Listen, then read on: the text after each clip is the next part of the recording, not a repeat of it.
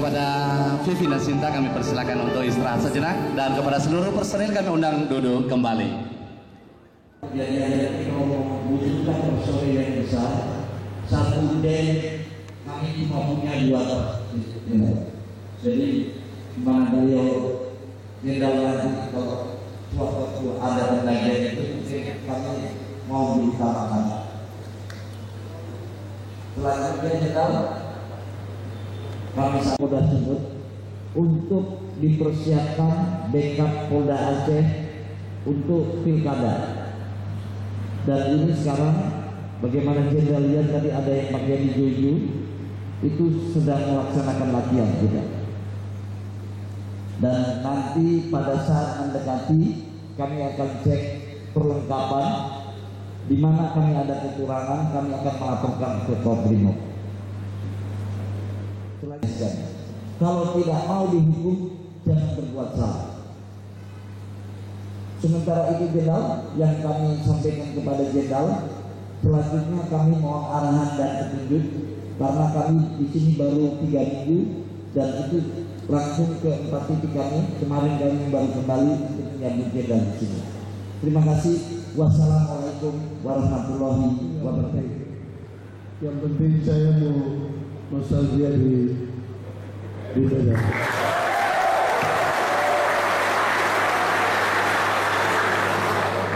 Saya jadi kantor sudah 8 bulan, belum ada yang saya kunjungan presiden, hanya di sini.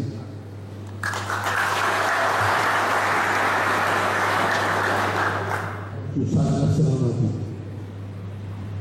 Banyak sekali yang ini, tapi kita tidak pernah gentar dan saya mengatakan kepada Bapak Kapolri, ya kalau Bapak Kapolri tidak mau jadi Dansat juga berarti saya kalau jadi Danpor aja. Pilihan ya jatuh ke tangannya Zulfikar. Zulfikar ini orang STF yang saya cintai dan saya banggakan, saya hormati Komandan Manggala. Itu saya buang kamu satu di tempat buangan. Jadi kalau ada polisi yang mabuk, selesai. Udah saya masukin sel 21 hari, tanpa periksa, saya langsung mutasi hari itu juga ke desa Lakor, desa Mua yang ada di MPD. Kalau tugas pokok Brimob adalah tugas kepolisian khusus menangani kasus-kasus yang berintensitas tinggi. Kalau kita bicara tentang Brimob itu cuma Brimob yang paling penting di sini, dan kalian harus tahu tugas, fungsi dan peran. Tugas itu yang tadi saya bilang untuk menangani kasus-kasus yang berintensitas tinggi. Fungsinya adalah ya mirip-mirip lah gitu, tapi peran Polri yang harus kalian tahu betul. Peran Brimob itu harus kalian tahu betul bahwa peran Brimob itu ada 5: membantu, melengkapi, melindungi, memperkuat, dan menggantikan. Dan saya merasa bersyukur, saya belum pernah jadi Kapolres, saya belum pernah jadi Kasat Serse dan Kasat Lantas. Saya dan Don Brimob di Manado, dan Ki Brimob di Ambon, dan Yon Pelopor di Kelapa II, dan Den Gegana di Kelapa II, dan Sat Brimob 2 kali, yang semua anggota Brimob yang lulusan Akabri itu cuma waktu dia pangkat kolonel dia menginginkan jadi Dansat Brimob di Sumatera Utara, syukur-syukur bisa dapat di Polda Metro. Saya dua-duanya. Karena tulang saya ini susah, tulang enak punya bos. Mau diapain, mau dijungkir balik tetap aja murad. Murad itu singkatannya dari Murnya Angkatan Darat. Tapi saya yang perempuannya. Jadi kalau tentara yang laki-laki jaga datang, saya juga nggak bisa bikin apa-apa. Ya, membantu itu Brimob pada saat polisi umum melaksanakan operasi, kita membantu polisi itu. Melengkapi apabila anggotanya kurang, kita juga melengkapi. Melindungi pada saat anggota melaksanakan tugas operasi, anggota polisi, kita melindungi polisi itu. Ada lintas ganti itu sama Samapta sama Brimob. Sekarang tidak ada lintas ganti yang terlalu cepat. Pada suatu situasional yang tidak, polisi itu tidak bisa mempertahankan itu tempat, pos, baik pun, itulah tempatnya Brimob. Kita tahu tugas, fungsi dan peran Brimob. Ini saya minta sama komandan-komandan pelajari ini terus dan selalu bicara kepada anggota kita. Karena itulah kelebihan kita. Ya, dan kalau kita ada struktur organisasi berubah, kita nggak berubah, ya memang bukan kita bukan polisi. Jadi tidak ada polisi yang bicara tentang Brimob itu. Coba kita bayangin kalau tidak ada Brimob di Indonesia ini.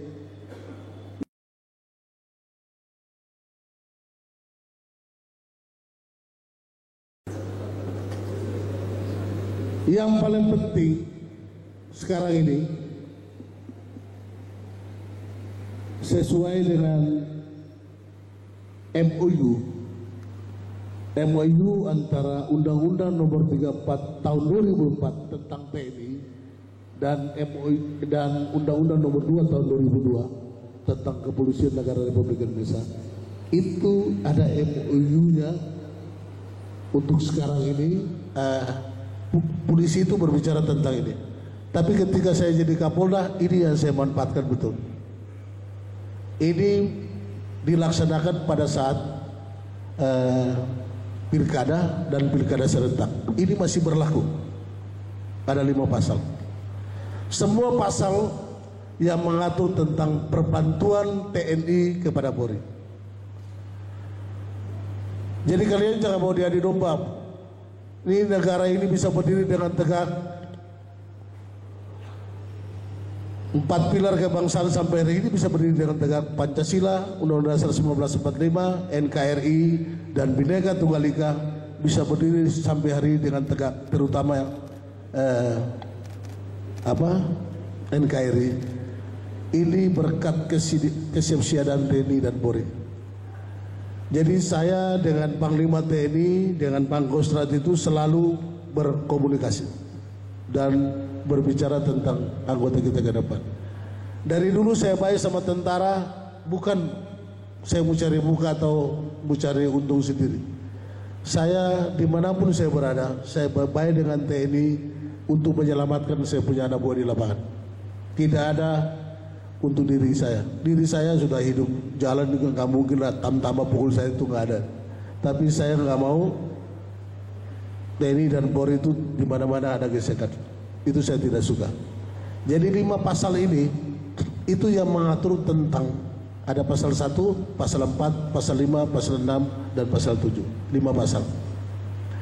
Itu nanti dibaca lagi atau nanti ini saya kasih tinggal. Ini semua perbantuan TNI kepada kita. Dimanapun kita berada, kita harus bersinergi dengan TNI. Kalau kita mau bersinergi atau bekerja sama dengan TNI, ada 3 domain yang jangan kita tinggalkan. Pertama, komunikasi. Dan kalau kita bersinergi, ada prinsip-prinsip sinergitas. Prinsip-prinsip sinergitas itu mempunyai satu tujuan, saling membantu, saling melengkapi, dan take and give, saling memberi menerima, isi mengisi. Ini prinsip-prinsip sinergitas atau kerjasama antara kita semua. Udah kalau kita prinsip-prinsip ini kita pegang, kalau saya Kapolda, jangan Kapolda itu suruh berpikir sendiri, gubernur suruh berpikir sendiri, Pangdam suruh berpikir sendiri, tapi daerah ini kita mungkin dengan dan BRIN ini harus disuruh bersinergi dan berkomitmen, berpikir bersama-sama. Ini anggota kita mau bawa kemana nih? Ini Medan ini kita mau bikin apa? Mau bikin kue bika Ambon atau kita mau bikin kue yang enak? Kalau bikin kue enak, yang berpikir bersama-sama, jangan lupa. Dan di Ambon saya lakukan itu. Saya panggil gubernur kan koordinator. Orang di Ambon nggak bisa marah gubernur, nggak bisa marah Kejati. Saya maki, saya marah dan saya ancam. Jangan coba bikin program apa religius tapi except today mampus tomorrow, tidak pernah kasih memberikan sesuatu kontribusi. Ini yang harus kita lakukan. Jadi kalau orang mau apa ya, sinergitas ini juga dalam kehidupan kita antara atasan dan bawahan, antara wakil dan komandan, antara anggota dengan anggota. Itu ada 3 pilar yang jangan kita langkai. Yang pertama, pintar jangan menggurui, tajam jangan melukai, dan cepat jangan mendahului. Pintar jangan menggurui itu jangan kita tidak terima pendapat orang lain. Semua pendapat orang kita tidak mau terima. Kita merasa pendapat kita paling benar. Padahal Indonesia punya asas. Perang merupakan jalan yang paling terakhir untuk mempertahankan ideologi. Kita masih sampai asas musyawarah untuk capai satu mufakat. Jadi perang itu udah tidak ada lagi jalan lain pun kita perang. Itu tajam, pintar jangan menggurui. Tapi semua pendapat orang kita terima. Orang berdiskusi bukan mempertahankan argumentasi, tapi mendapatkan solusi yang terbaik. Jadi kalau ada yang berdiskusi terus dia mempertahankan dia begitu, usir dia keluar dari situ. Berapa orang kita kumpul, kita bikin solusi yang bagus untuk. Karena tidak ada permasalahan di muka dunia ini yang tidak bisa diselesaikan. Pasti ada jalan keluar. Karena orang yang berhasil lapangan adalah orang yang pandai membaca situasi dan kondisi, bukan orang pintar, bukan orang jago. Orang pintar tidak dikasih makan seminggu, tidak bisa berpikir, orang jago mati lepas. Tapi orang yang berhasil di lapangan adalah orang yang pandai membaca situasi dan kondisi. Boleh saya cerita satu? Saya cerita boleh? Kalau nggak mau juga tetap saya cerita, bos. Berani lawan aparat.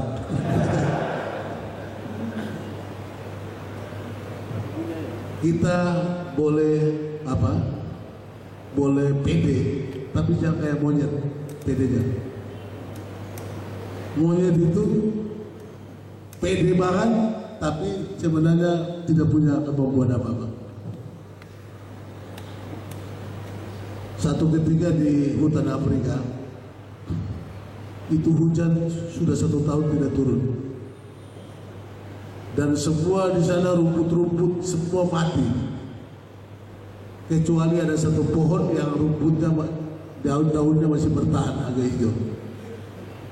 Tiba-tiba dari kejauhan datang seekor gajah yang lagi cari makan.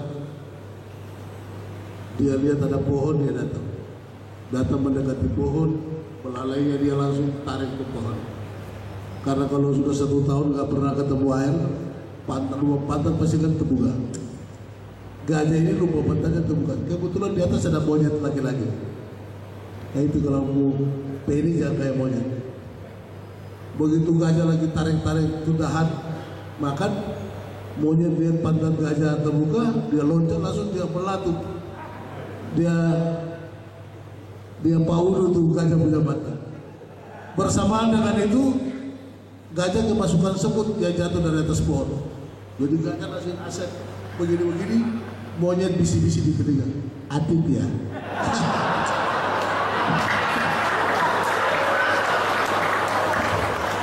Atit ya kan. Padahal lagi kemasukan semut. Itu kalau gajah bisa bicara dia bilang begini, geli-geli aja.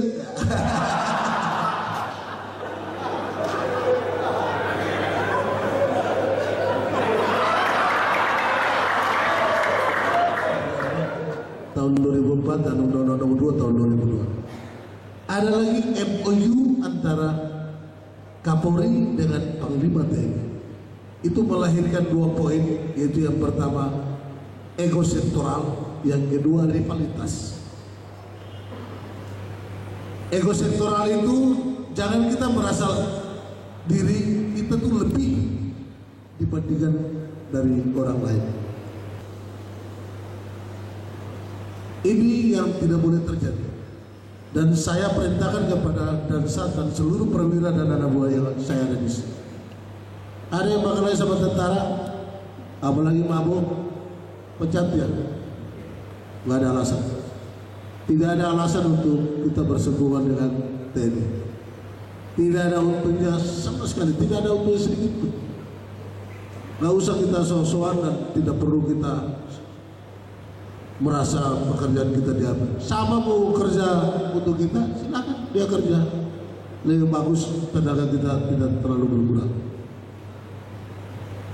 Masalah tadi BNN itu, kalau kita cabut, ompong. Ya memang betul. BNN, BNPT sama Densus 88.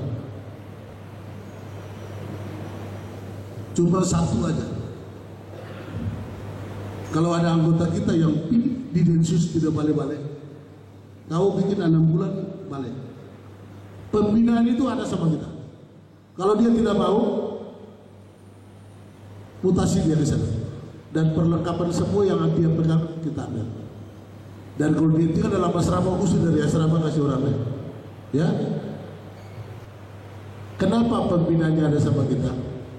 Kalau kita kasih anggota kita di luar lama-lama, BNN itu 1 bulan sekali suruh apel. Ini fungsi kontrol. Soalnya kalau kita nanti dia tidak apel di BNN, dia tidak apel di kita, nggak tahu dia kemana, terus narkoba pasti. Banyak anggota kita yang narkoba itu yang dinasnya di luar, termasuk di kelapa sawit. Memang sekarang ini kita tidak mengadakan trek. Itu kita ganti dengan bis. Trek tidak ada, bis saja yang kita kasih. Kecuali di Ambon, kemarin saya kirim trek 2. Karena di Ambon bisnya nggak cocok, jadi kita kirim trek 2. Itu kita trek itu bukan angkat anggota, anggota harus naik bis. Trek itu untuk perlengkapan. Ada kita punya mobil, kita punya mobil apa? Mobil box. Itu untuk perlengkapan, bukan untuk pindahan anggota polisi di mana pindah terus bisa kita punya mobil itu. Nggak ada itu, ya. Itu untuk perlengkapan. Jadi kalau menuju ke tempat daerah DP, itu anggota naik bis, perlengkapan naik trek dan mobil box. Kita harus memanusiakan kita punya anggota.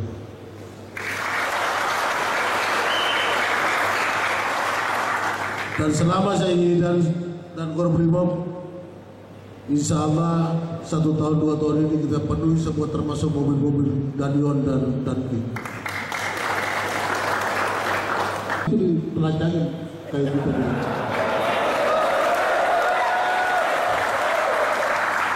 Panggil komandan Satpam, Tuhan. Mana kita pelajarin kamu, kita baru pangkat-pangkatnya udah merah-merah udah sama kita. Tuki Baret pun sama. Ya, harus tegas, nggak usah takut. Kalau kita betul mati masuk surga, kalau salah minta maaf.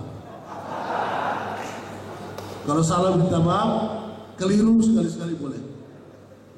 Kalau salah keliru tuh boleh. Kalau kita salah kita minta maaf 1 kali dia nggak kasih maaf, 2 kali 3 kasih maaf, 3 kali kita minta maaf nggak mau kasih, kita keliru dulu sekali-sekali. Belum tentu salah keliru itu, ya. Saya bisa berdiri situ tuh lapinya karena di depannya ada buah-buahan pohon, ya.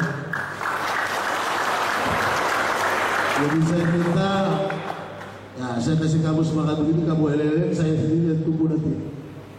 Berarti kau kontrol diri juga. Gimana kamu sama Dansat? Berhenti sekarang.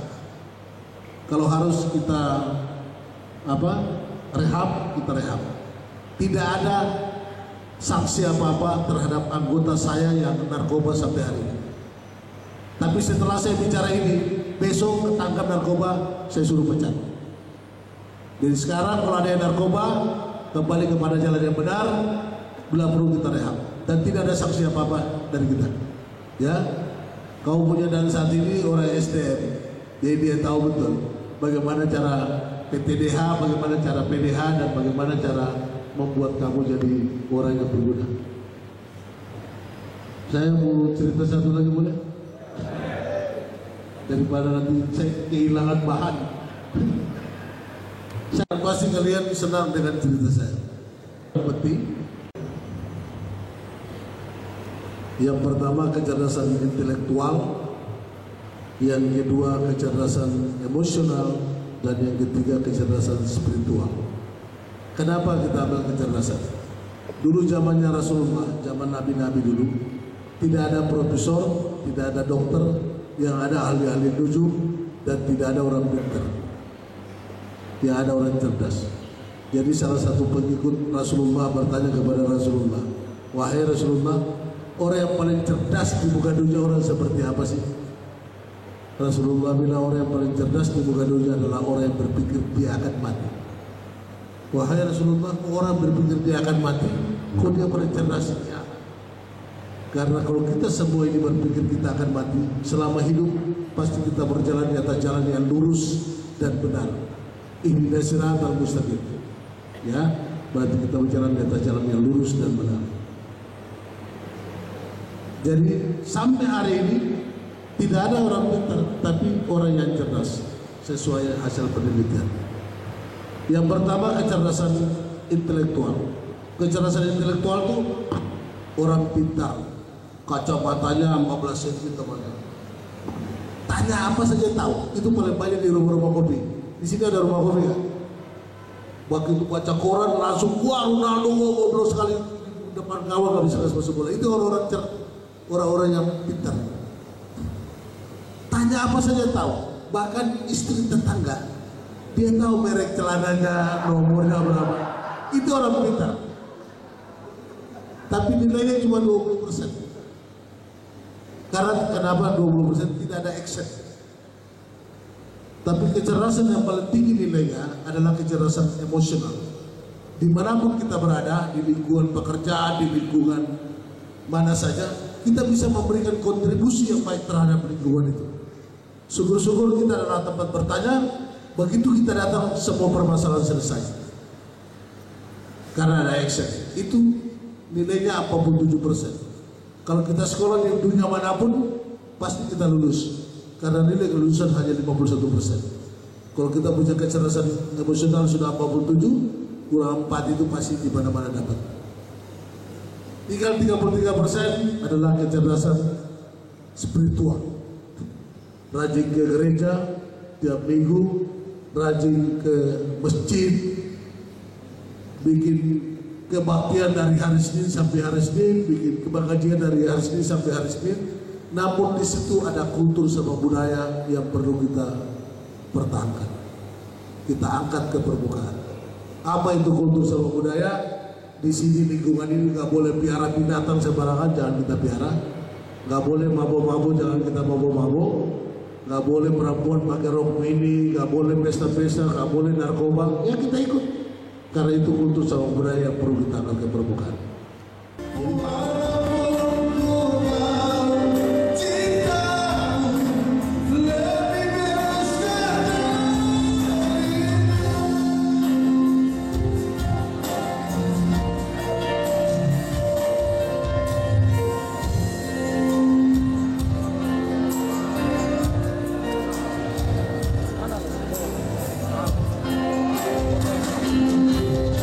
Seribu kali kau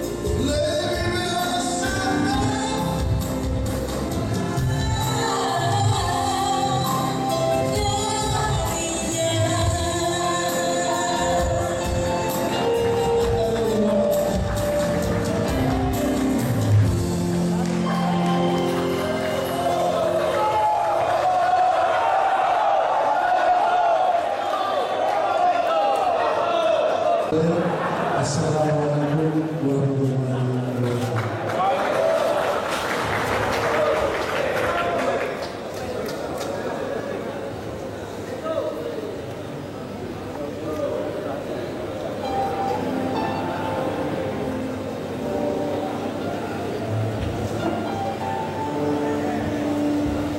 Demikian dari